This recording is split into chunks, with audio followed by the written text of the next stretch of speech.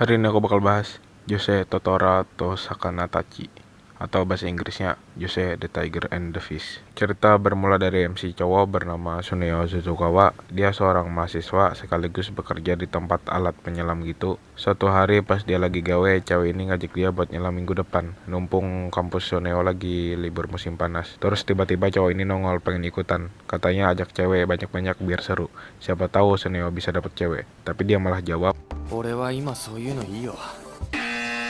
malam pas mau pulang, dia ngedenger suara minta tolong yang ternyata dari cewek ini yang lagi meluncur bebas terus terbang. Sunio pun refleks buat nangkep. Berat banget lu.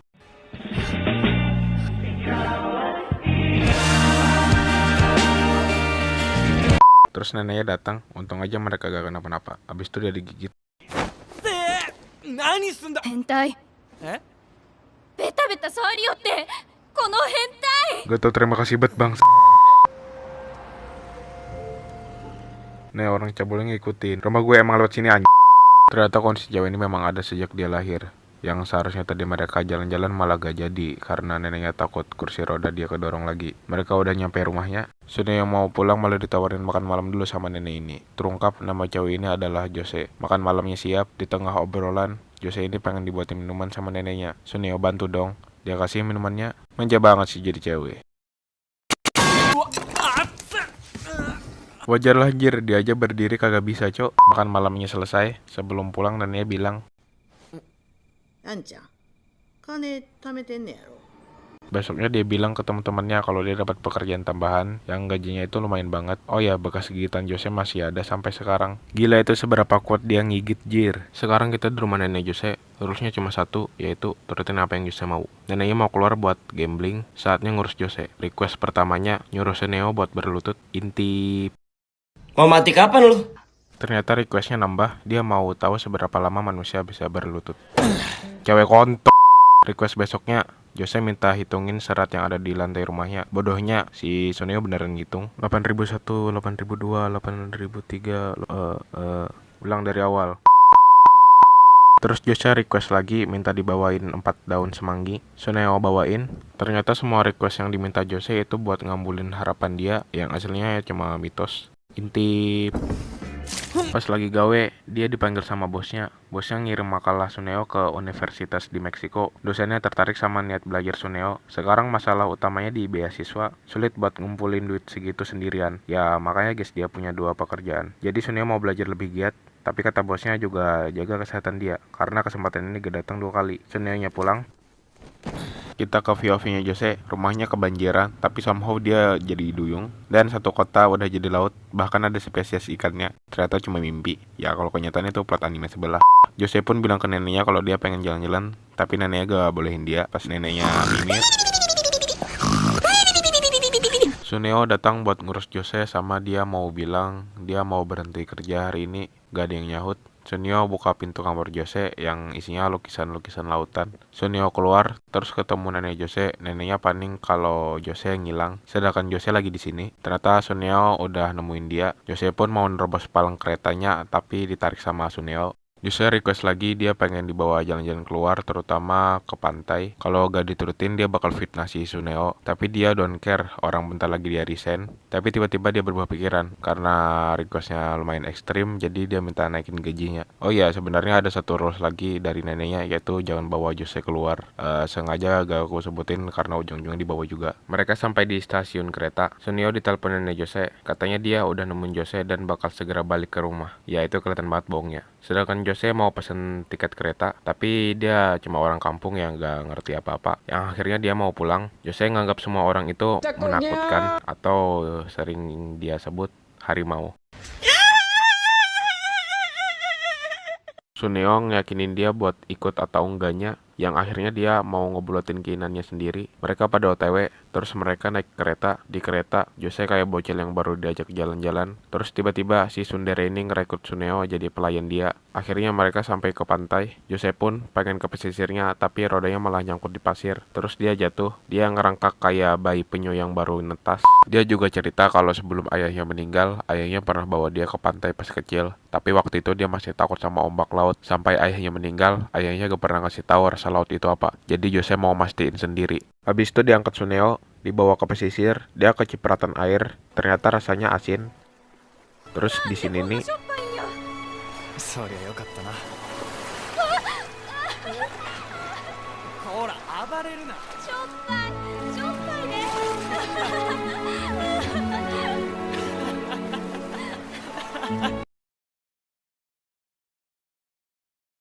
Wen ya. Mereka pun ketahuan neneknya karena pulang larut banget dan dilarang buat keluar lagi. Tapi besoknya mereka tetap keluar. Ya guys, kalian jangan jadi kayak mereka ya. Mereka jalan-jalan dan Jose makan krepes pertamanya. Tapi dia ngeles udah pernah makan barang kelima pacarnya. How? Gue tahu dia sundere tapi dengan keadaan kayak gitu gak logis buat diucapin. Lupain. Sunio ngebuat papan seluncur buat Jose, tapi pas dicobain,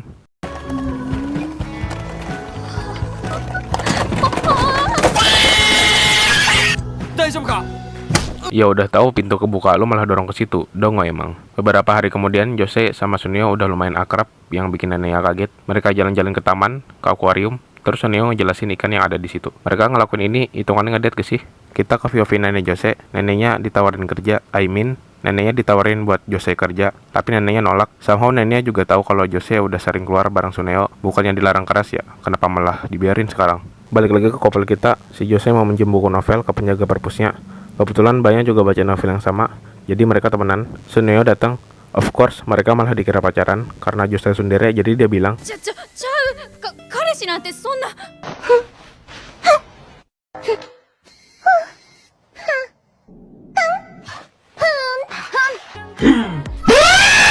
habis keluar dari perpus, mereka ke tempat gawe Suneo. Gue lupa namanya siapa, tapi dia langsung jadi karbit dan pengen tahu nama IG-nya. Tapi Jose gak punya HP.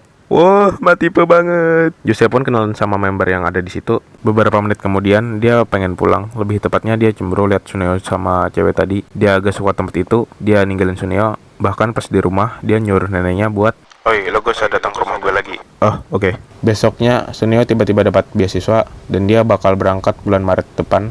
Artinya dia cuma ada 6 bulan kerja di sini. Sekarang Jose udah bisa ke perpus sendirian.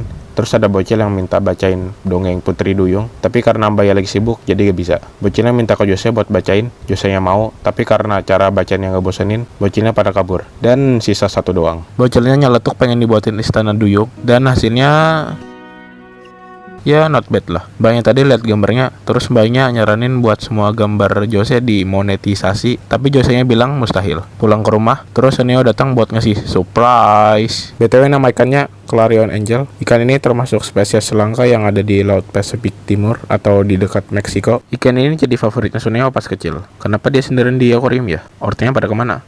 Nanti gue bahas. Lampunya mati, terus pas nyala mereka malah saling tetap-tetap. Oh hell nah. Besoknya mereka udah terang-terangan keluar yang bikin neneknya kaget. Jose bilang dunia gak seseram itu. Mereka keluar. Neneknya ketawa dulu soalnya umurnya udah gak lama lagi BTW. Buat ngebuktiin kata Jose tadi, dia ngeberaniin diri buat langsung ke kandang harimau. Ini pagar pendek banget jir. Terus harimaunya,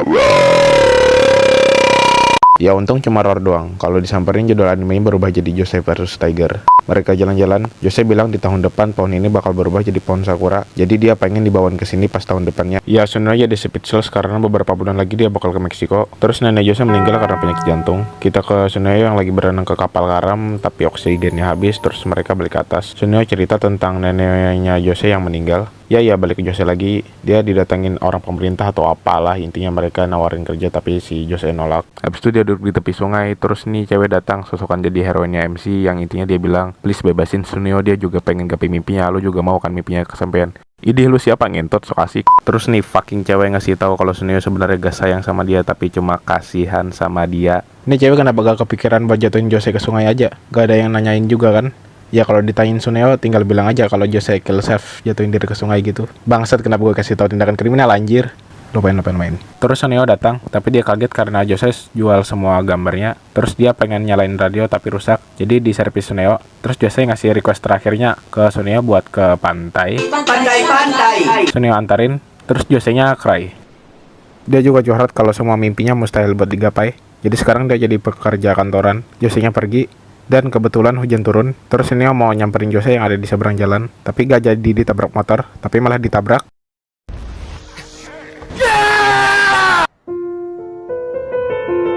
ごめん、天内。俺は今、Tsuneo mimir, terus dia dibawa ke rumah sakit dan bangun dari pingsannya. Ya namanya juga plot armor, padahal tadi kepalanya udah kebentur aspal. Si Tsuneo memiliki beberapa luka fisik, ini listnya. Geger otak, patah tulang tangan kiri, patah tulang pergelangan kaki kanan, dan minimal bisa sembuh dalam waktu 2 bulan. Itu pun gak 100%, kata dokternya. Tsuneo bakal kesusahan buat jalanin aktivitas biasanya selepas sembuh, singkatnya pincang lah. Terus Jose datang buat say sorry, tapi Tsuneo kayak, dah gue mau tidur dulu. Terus bos atau profesornya ini datang buat ngasih tahu, ya tahu sendiri lah ya, gak mungkin dia ke Meksiko dan keadaan kayak gitu. Tsuneo galau, terus besoknya datang nih cewek. Ya udah gue sebut aja namanya Mai. Si Mai ini ajak Tsuneo keluar, terus sama kayak Jose, si Tsuneo ngerasa mustahil buat gapai mimpinya. Terus Mai ini out of topic, dia langsung nyatain cinta ke Tsuneo. Dia rela mendem perasaannya supaya Tsuneo bisa gapai tujuannya. Hah? Anjir egois banget jadi cewek. Habis itu si Mai gedor-gedor pintu Jose.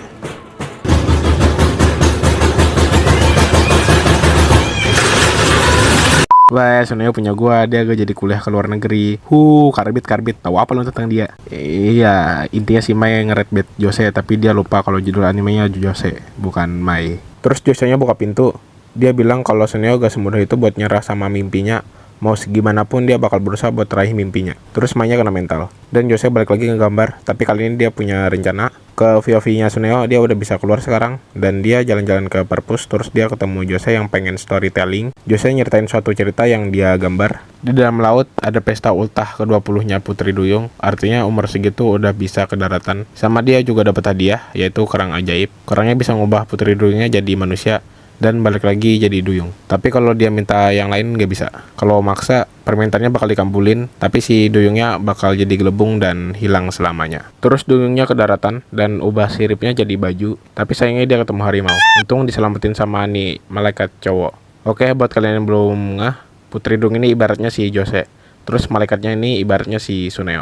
Oke, lanjut ke ceritanya. Si malaikatnya cerita kalau suatu hari dia bakal terbang ke lautan yang indah. Terus mereka duyung sama malaikat temenan dan mereka jalan-jalan menelusuri keindahan alam. Suatu hari duyungnya sedih karena bentar lagi dia bakal ditinggalin sama malaikatnya. Dan sekali lagi dia diserang sama harimau.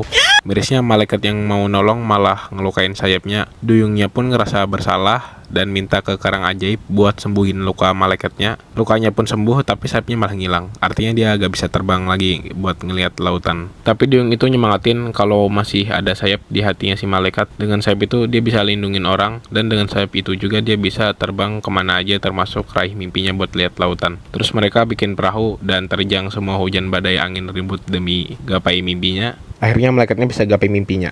Si Putri Duyung tadi mau nanggung resikonya karena udah minta sesuatu dari kerang ajaib, tapi anehnya dia malah berubah jadi duyung lagi. Kerangnya pun bilang kalau dia minta sesuatu demi harapan baik seseorang, dia gak bakal berubah jadi gelembung. Putri Duyung pun sama malaikatnya pun hidup bahagia. Tamat.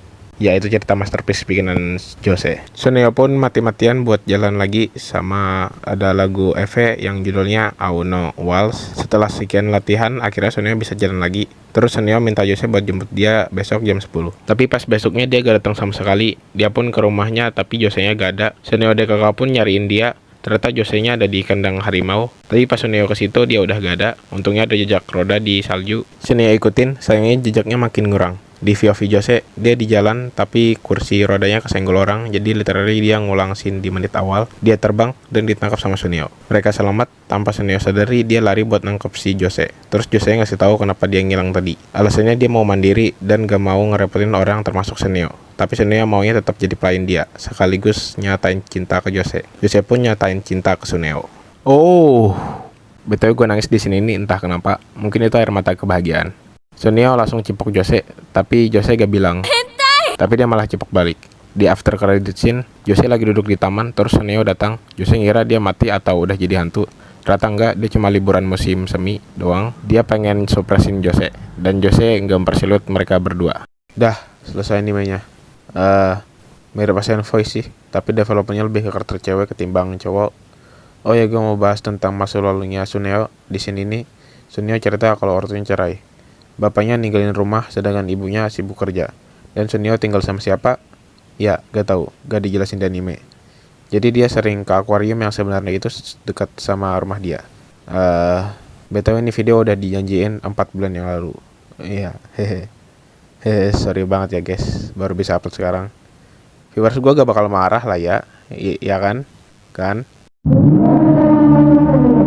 Pendapat soal anime atau film ini gak banyak sih. Gue lebih suka sama metafora yang dikasih sama di film. Ya dari judulnya udah kelihatan. The Tiger itu ngelambangin ketakutannya Jose, sedangkan The Fish itu ngelambangin mimpinya Suneo atau kebebasannya si Jose. Dan if you know, kalau sebenarnya film Jose udah ada dari tahun 2003 yang diperanin sama Satoshi Sumabuki dan Shizuru Ikewaki. Adaptasi dari novel roman berjudul yang sama karya Seiko Tabane yang dirilis pada tahun 1984. Semoga beliau tenang di sana ya. BTW ada juga versi remake-nya dari Korea, diperanin sama Han Ji Min dan Nam Jo Hyuk. Bener gak sih itu bacanya? Gue juga mau nanya, menurut kalian yang mana paling worth it buat ditonton? Komen di bawah. Announcement Gak juga sih. Gue cuma minta kalian komen di bawah sekarbit mungkin. Nanti gue urutin dari top 1 sampai 3 di video selanjutnya, biar gak sepi banget pas closing. Ya udah, itu aja sih. Overall gue rate 8,8. Enggak, itu ketinggian. 8. Enggak, itu di bawah Tenkino kok. Sumpah tuh anime coba ngajarin bocah puber yang banjirin kota anjir. Jadi gue kasih rate 8,5/10 sama dengan